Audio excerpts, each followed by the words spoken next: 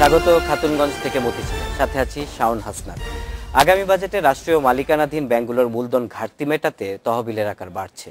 তবে এবার ঢালাওভাবে নয়, আর্থিক সক্ষমতা বিবেচনা করেই টাকা দেয়া হবে বলে জানিয়েছেন অর্থ ও পরিকল্পনা প্রতিমন্ত্রী এম এ মান্নান।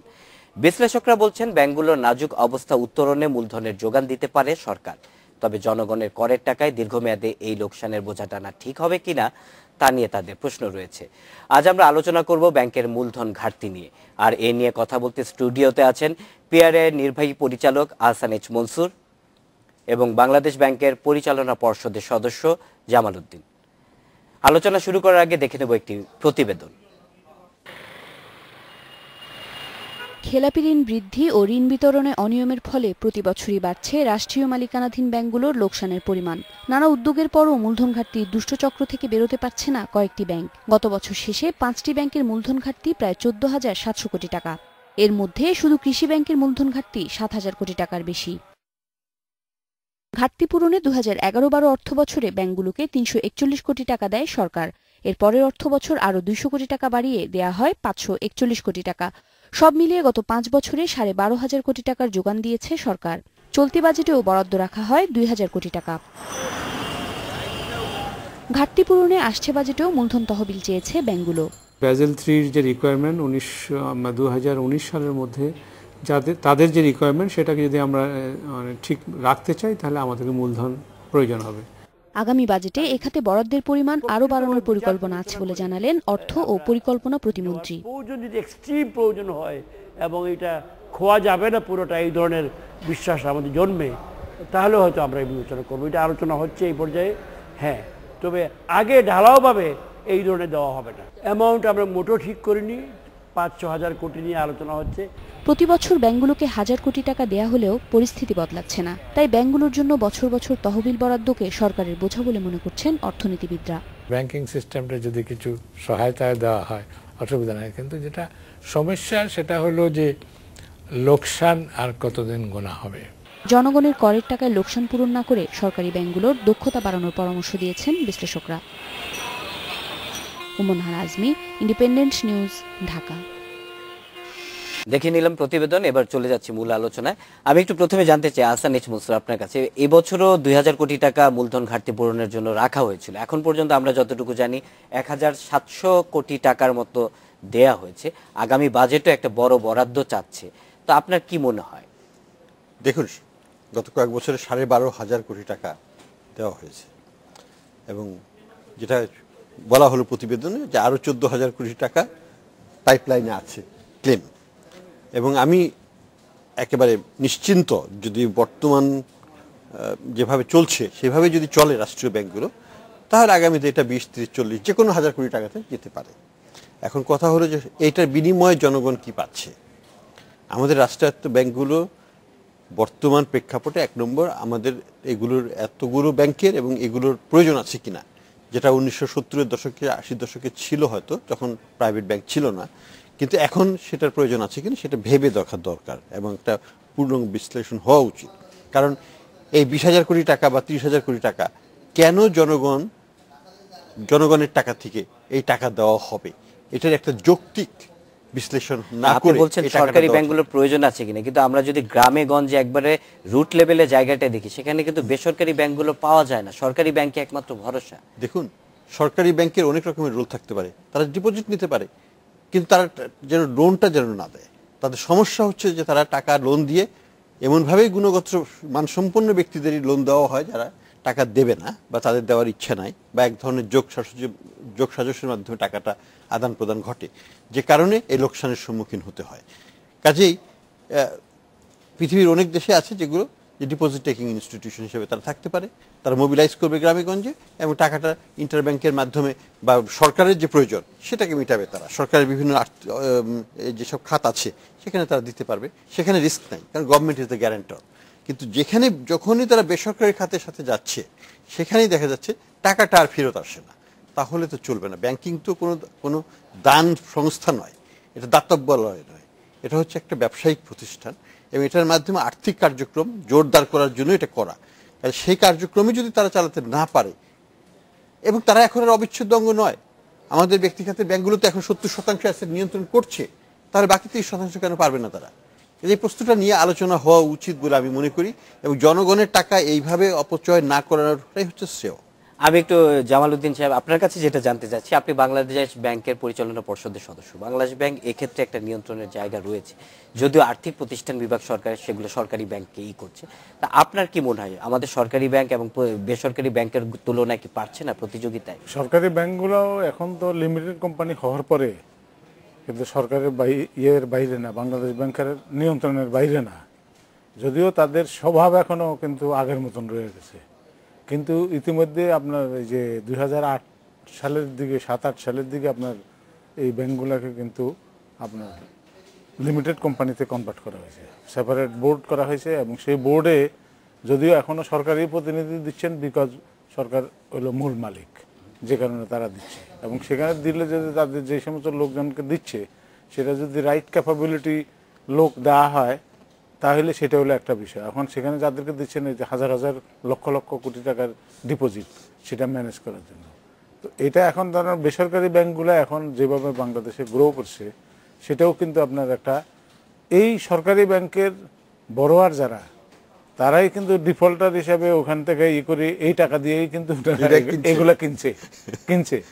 সুতরাং সিস্টেমটা এখন যেভাবে হচ্ছে, এখানে যদি প্রুডেন্সিয়াল রুলস অ্যান্ড রেগুলেশনগুলোকে যদি আপনাকে এস্টাবলিশ না করতে পারেন, তাহলে কিন্তু কোনোটাই ধরে রাখতে পারবেন না। এখন ধরেন ইদানিংকালে যে ডিরেক্টরদের সংখ্যা আপনার বলছে যে পারিবারিক রিপ্রেজেন্টেশন, সেটা যেটা দেওয়া হয়েছে, সেটাও কিন্তু আপনার মনে হয় কর্পোরেট গভর্নেন্সের ইয়ে থেকে ঠিক নেই, ওই প্রিন্সিপাল থেকে।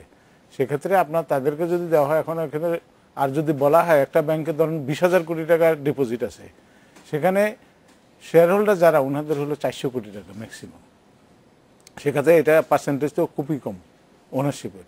সেক্ষেত্রে উনি যে মালিক দাবি করে এটাও কিন্তু ঠিক না, কারণ এখানে আপনার ডিপোজিট হোল্ডারের টাকা নিয়ে ডিল করতেছে। এটা ব্যাংকিং ইন্ডাস্ট্রি এবং আপনার ম্যানুফ্যাকচারিং ইন্ডাস্ট্রি একভাবে দেখলে চলবে না। এরা কিন্তু আরেকজনের থেকে, পাবলিকের থেকে টাকা বড় করে ডিপোজিট নিয়ে তারপর আরেকজনকে লোন দেয়। উনি যেটা বলছিলেন যে আসলে নতুন যে আইনটি সংশোধন হলো, বিশেষ করে 3 মেয়াদে টানা তারা থাকতে পারবেন পরিচালকেরা, প্লাস তাদের হচ্ছে যে সংখ্যা একই পরিবারের 4 জন, বিষয়টা আপনার কি মনে হচ্ছে যে জবাবদিহিতার ক্ষেত্রে একটু না একটা বড় রকমের গভর্নেন্স প্রবলেম সৃষ্টি করবে আগামীতে?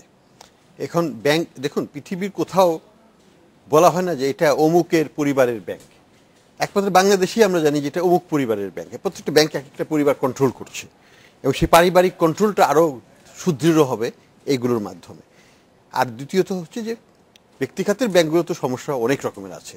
আরেকটা সমস্যা যেটা হচ্ছে যে সেখানে এই ব্যাংকের ডাইরেক্টর পরস্পরকে ক্রস লেন্ডিংয়ের মাধ্যমে নিজেদের কিন্তু এক্সপোজার লিমিটটা খুব বাড়িয়ে ফেলছে, যার ফলে তারাও কিন্তু ভালনারেবল।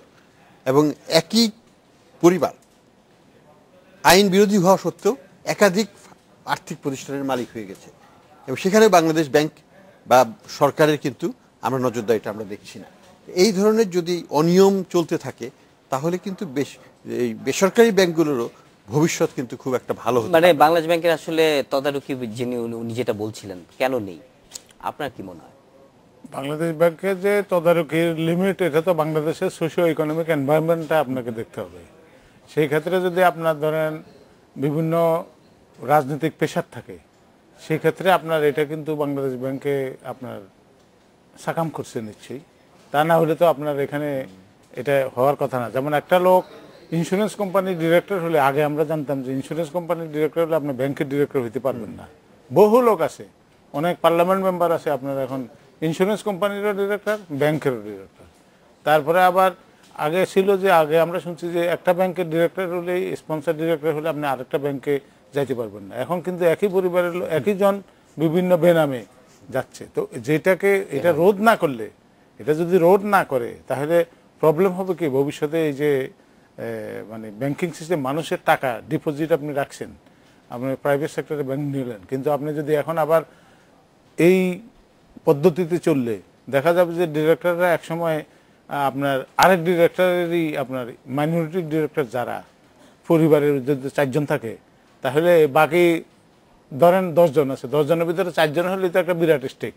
সেই ক্ষেত্রে তারা দে ক্যান ইনফ্লুয়েন্স আদার্সকে যখন ইনফ্লুয়েন্স করবে তখন ওর বলবে কয়দিন বাদে বলবে যে আমি তার ডিভিডেন্ড, মানে সেক্ষেত্রে আসলে জবাবদিহিতার জায়গাটা অনেকটাই ক্ষুণ্ণ হবে। আমরা আলোচনা আরো করব। এটা অনেকে ডিভিডেন্ড দিচ্ছে না। আমরা একটা বিরতি নিয়ে আসছি, আলোচনার এই পর্যায়ে নিচ্ছি ছোট্ট একটু বিরতি। সাথে বিরতির পর আবার স্বাগত। খাতুনগঞ্জ থেকে মতিঝিলে কথা হচ্ছিল ব্যাংকের মূলধন ঘাটতি নিয়ে।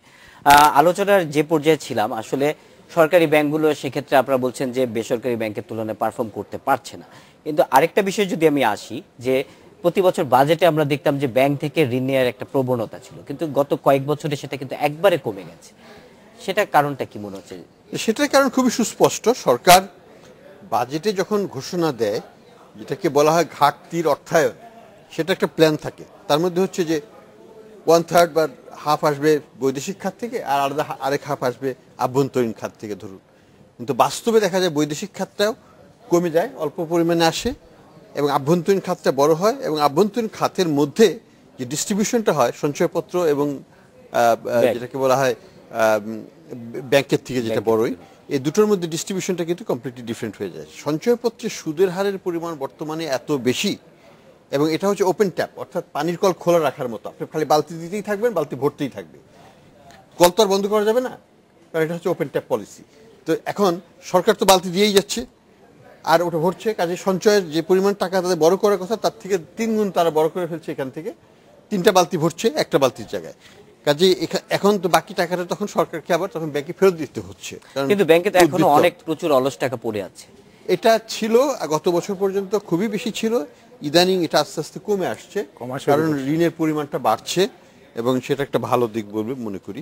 তবে এই ব্যাপারেও সচেতন থাকতে হবে, খালি ঋণ বাড়ালেই হবে না, ঋণের কোয়ালিটিটাও আবার বেড়ে যাচ্ছে, সেই দিকটাতে সাবধান হতে হবে আমাদেরকে। কাজে আমি মনে করি যে সরকারের ভুল নীতির কারণেই আজকে কম সুদে সরকার ট্রেজারি বিলের মাধ্যমে যে টাকাটা নিতে পারত সেটা না নিয়ে সরকার অতিরিক্ত হারে সুদ দিয়ে সঞ্চয়পত্রের মাধ্যমে নিচ্ছে, যে কারণে আমাদের আজকাল আভ্যন্তরীণ সুদের পরিমাণ 40,000 কোটি ছাড়িয়ে গেছে গত বছর, এই বছর, এবং আগামী বছর এটা 50,000 কোটি টাকা ছাড়িয়ে যাবে। এটা হচ্ছে সবচেয়ে বড় ব্যয় আমাদের। তো এই দিকে সাবধান হওয়াটা খুবই জরুরি। না, সেক্ষেত্রে আরেকটা বিষয় আমি যদি একটু জামালউদ্দিন সাহেব আপনার কাছে জানতে চাই, যে সরকারি ব্যাংকগুলো যে মূলধন চেয়ে যাচ্ছে সেটা দিয়ে তারা মূলধন ঘাটতি পূরণ করছে কতটুকু, এটার কি পর্যালোচনা এবং এটার কি মনিটরিংটা আছে? এই মূলধন ঘাটতি পূরণ করে তারা তাদের ব্যবসা বা সার্ভিসকে এতটুকু বাড়িয়েছে, সেটার কি আপনারা কোনো এটার ইকোনমিক রেশনালটা কি, মানে আমি কেন দিচ্ছেন এটা কন্টিনিউয়াসলি তো আপনি কেন দিবেন? তাদেরকে তো they should be made accountable. তাকে বছরের প্রথমে টার্গেট, এটা তো আপনাকে পুঁজি দিলাম, আমি অর্গানাইজেশন দিলাম, তারপর লোক দিলাম, সব কিছু দিলাম, এখন আপনি কেন ঘাটতি চাবেন? আপনার ঘাটতি চাওয়া উচিত না। বিকজ আপনার যে সোনালী ব্যাংকে ধরেন আপনার এখন যে ডিপোজিট আছে প্রায় 1,00,000 কোটি টাকার মতন, আর গভর্নমেন্টের ফাংশন করে তো তাদের। এখন এটা যদি ওনারা যদি ফান্ড ম্যানেজমেন্ট ওইভাবে না করতে পারে, তাহলে ব্যাংক হিসাবে তার যে ফাইন্যান্সিয়াল ইনস্টিটিউশন এর যে ক্যারেক্টারিস্টিক্স, সেটা কিন্তু ডিপোজিট নিয়ে আবার আমি আরেকজনকে দিয়ে রাখলাম, ওটা এটা হলো না। আপনাকে এখান থেকে লাভ করতে হবে। তো এই ডিপোজিটের কস্ট আছে, সেই কস্টটা যখন দেয়, এখন তাদের রিয়েল অ্যাডভান্স কত, এখন 38,000 না 40,000 কোটি টাকার কাছাকাছি। এটা হওয়া উচিত 80 থেকে 90,000 কোটি টাকা, যেখানে 1,00,000 কোটি টাকা ডিপোজিট। ইন দ্যাট কেস তারা যদি না পারে, তাহলে অন্যদেরকে দিয়ে দেখ, অন্য অর্গানাইজেশন।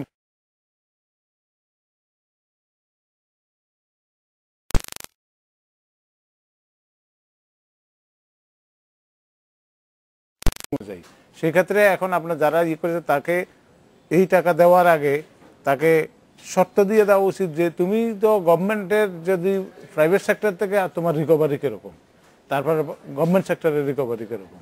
গভর্নমেন্টগুলো তো গভর্নমেন্ট গ্যারান্টির কারণে গভর্নমেন্ট দিয়ে থাকে, পেট্রোলিয়াম কর্পোরেশন সহ অন্যান্য যেগুলো। আর যে সমস্ত কর্পোরেশন যেমন বিজিএমসি, বিটিএমসি, এদেরকে যদি আপনি লোন দেন, এখান থেকে তো টাকা ফেরত আসবে না। কমার্শিয়ালি ভাইবল অর্গানাইজেশন হিসেবে যদি আপনাকে রান করতে হয়, ইন দ্যাট কেস আপনার কমার্শিয়াল পলিসিতে যাইতে হবে। এখন যদি দুইটা মিক্সড অবস্থায় যায়, তাহলে তো এই প্রবলেম থাকবে। এখন ধরেন আপনার গভর্নমেন্ট যদি মনে করে যে আপনার কৃষি ঋণে আমি এত দিব, এখানে আপনার যেমন কৃষি ব্যাংকে দিচ্ছে, কৃষি ব্যাংকের দিচ্ছে, গভর্নমেন্ট কিন্তু না, যেটা আহসান এইচ মনসুর উনি বলছিলেন যে কৃষি ঋণের মাধ্যমে আসলে কৃষির উন্নতি নিয়ে এটাও গবেষণা উচিত। গবেষণা হচ্ছে কৃষি ব্যাংকের কন্ট্রিবিউশনটা কি, এটা ইন পার্টিকুলার উনি ঠিকই বলেছেন। জিনিসটা ইন পার্টিকুলার কৃষি ব্যাংকের ঋণে কি কি আমাদের ইকোনমিতে কি কন্ট্রিবিউশন আছে সেটা যদি হয় তাহলে তো বোঝা যাবে। এখন তো মানুষ মানে সন্দেহের মধ্যে আছে যে আসলে কি কৃষকের চেষ্টা হলো উন্নতিটা নাকি কৃষি ব্যাংকের অথবা কৃষি ব্যাংকের ঋণ নিয়ে কৃষক ইউটিলাইজেশনটা আসল কাজ হলো না। না, আরেকটা বিষয় হচ্ছে যে ব্যাংকের সুদের হার কিন্তু এখন অনেকটাই কমে গেছে, সেক্ষেত্রে কিন্তু বিনিয়োগকারী ব্যবসাকার যারা কমে গেছে, এটা থিওরিটিক্যাল কমে নাই।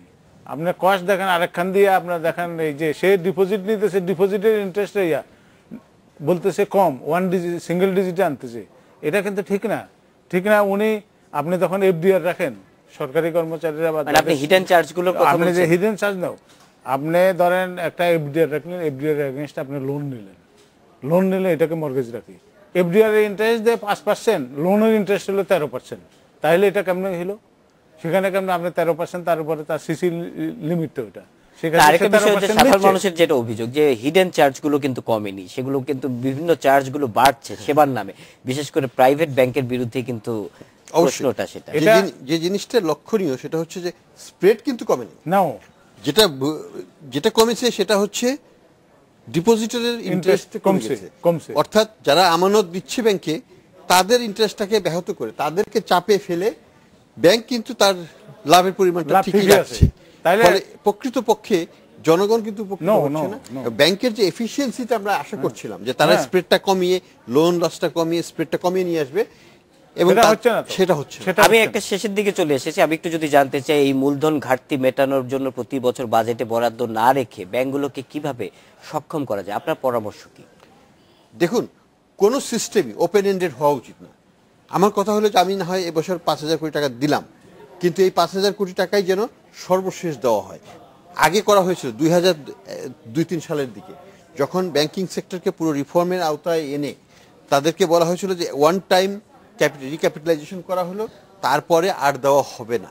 পরবর্তীতে দেখা গিয়েছিল 2005, 6, 7, 8, 9 সাল পর্যন্ত ক্রমান্বয়ে সরকারি ব্যাংকগুলোর কিন্তু গুণগত মান বাড়ছিল, তাদের লোনের মান বাড়ছিল, প্রফিটেবিলিটিও বাড়ছিল। কিন্তু তারপরে আবার দেখা গেল 10, 11, 12, 13, 14, 15 দিকে যে তারা ঊর্ধ্বমুখী হয়ে গেল। তার মানে মূলধন ঘাটতি এই ফান্ডটি আর দেওয়া উচিত না আপনি বলছেন? আমি মনে করছি যে উইদাউট রিফর্ম, ফান্ডামেন্টাল রিফর্ম 1 পয়সাও দেওয়া উচিত না। আপনার মত কি? এই টাকা দেওয়া উচিত না, কারণ আমি তাকে বিজনেসটা দিয়ে দিছি, বিজনেস দিলাম, লোক দিলাম, ক্যাপিটাল দিলাম, লোন সহ সব কিছু আছে, সেই ক্ষেত্রে আমি কেন আবার টাকা দিব? You will have to produce money from here, that should be the target. এবং সেই ক্ষেত্রে সেই টার্গেটে যখন যাবেন তখনই কিন্তু তারা সিরিয়াস হবে। এখন তো ধরেন আপনার যে অনিয়মের কারণে আপনার এই মানে এই আলোচনা আসলে শেষ হবার নয়, মানে আপনারা বলছেন যেটা যে আসলে মূলধন ঘাটতির যে তহবিল সেটা আস্তে আস্তে কমিয়ে নেওয়া উচিত, ব্যাংকগুলোকে নিজের পায়ে দাঁড়াতে বা সক্ষমতা এবং প্রতিযোগিতায় টিকে থাকতে। না, এটা তো one kind of discrimination, private সেক্টরও দেন তাহলে। আপনাদের দুজনকে ধন্যবাদ। আপনাদের দুজনকে ধন্যবাদ। এই ছিল আজকের খাতুনগঞ্জ থেকে মতি ছিল। দেখা হবে আগামীকাল।